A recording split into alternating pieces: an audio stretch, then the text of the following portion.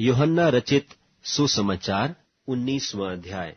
इस पर पिलातुस ने यीशु को लेकर कोड़े लगवाए और सिपाहियों ने कांटों का मुकुट गूंथकर उसके सिर पर रखा और उसे बैजनी वस्त्र पहनाया और उसके पास आकर कहने लगे, हे यहूदियों के राजा प्रणाम, और उसे थप्पड़ भी मारे।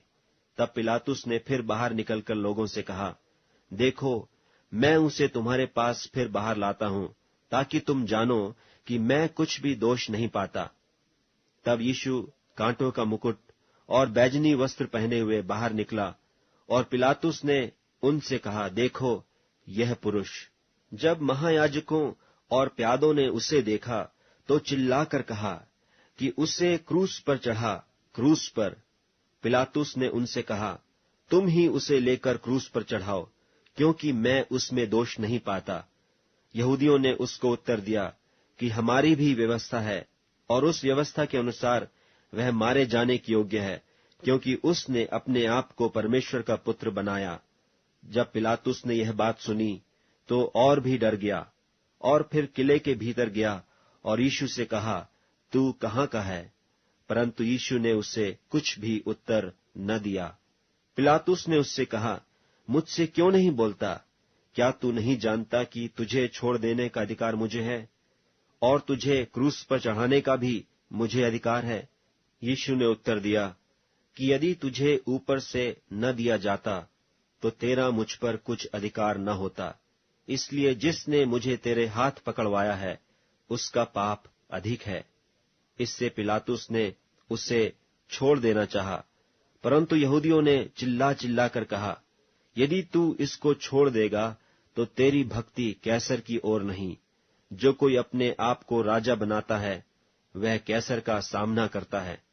ये बातें सुनकर पिलातुस यीशु को बाहर लाया और उस जगह एक चबूतरा था जो इब्रानी में गब्बता कहलाता है, और न्याय आसन पर बैठा। यह फसह की तैयारी का दिन था और 6 घंटे के लगभग था। तब उसने यहूदियों से कहा, देखो, यही है तुम्हारा राजा। परंतु वे चिल्लाए कि ले जा, ले जा, उसे क्रूस पर चढ़ा। पिलातुस ने उनसे कहा, क्या मैं तुम्हारे राजा को क्रूस पर चढ़ाऊं? महायाजकों ने उत्तर दिया कि कैसर को छोड़ हमारा और कोई राजा नहीं। तब उसने उसे उनके हाथ सौंप दिया ताकि वह क्रूस पर चढ़ाया जाए। तब वे यीशु को ले गए और वह अपना क्रूस उठाए उस स्थान तक बाहर गया जो खोपड़ी का स्थान कहलाता है, और इब्रानी में गुलगुता। वहां उन्होंने उसे और उसके साथ और 2 मनुष्यों को क्रूस पर चढ़ाया, एक को इधर और एक को उधर, और बीच में यीशु को।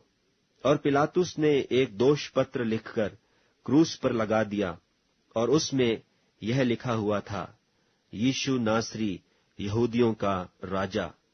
यह दोष पत्र बहुत यहूदियों ने पढ़ा, क्योंकि वह स्थान जहां यीशु क्रूस पर चढ़ाया गया था नगर के पास था, और पत्र इब्रानी और लतीनी और यूनानी में लिखा हुआ था।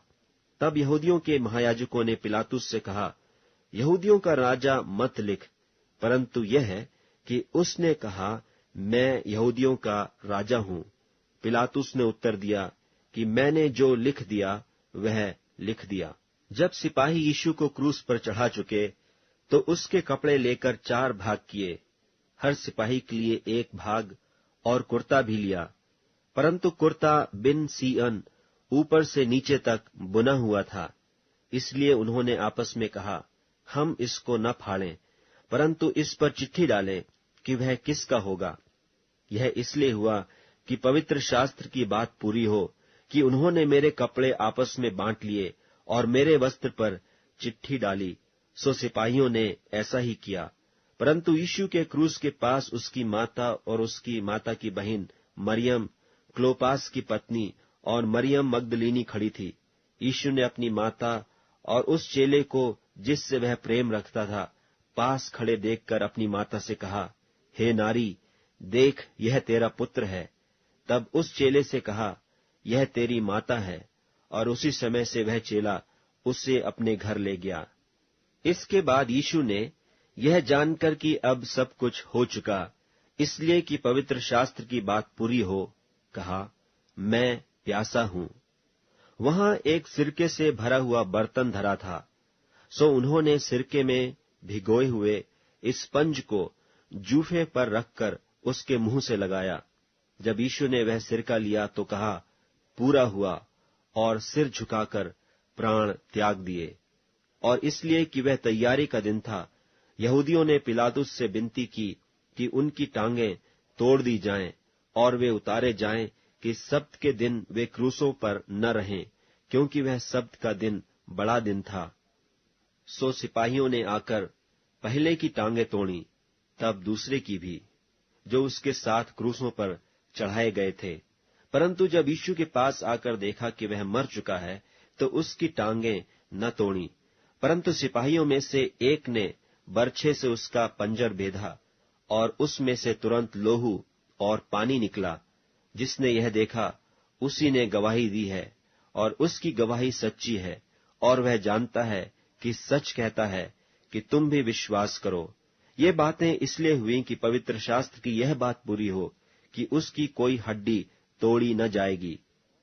फिर एक और स्थान पर यह लिखा है कि जिसे उन्होंने बेधा है उस पर दृष्टि करेंगे। इन बातों के बाद अरमतियाह के यूसुफ ने, जो यीशु का चेला था परंतु यहूदियों के डर से इस बात को छिपाए रखता था, पिलातुस से विनती की कि मैं यीशु की लोथ को ले जाऊं, और पिलातुस ने उसकी विनती सुनी और वह आकर उसकी लोथ ले गया।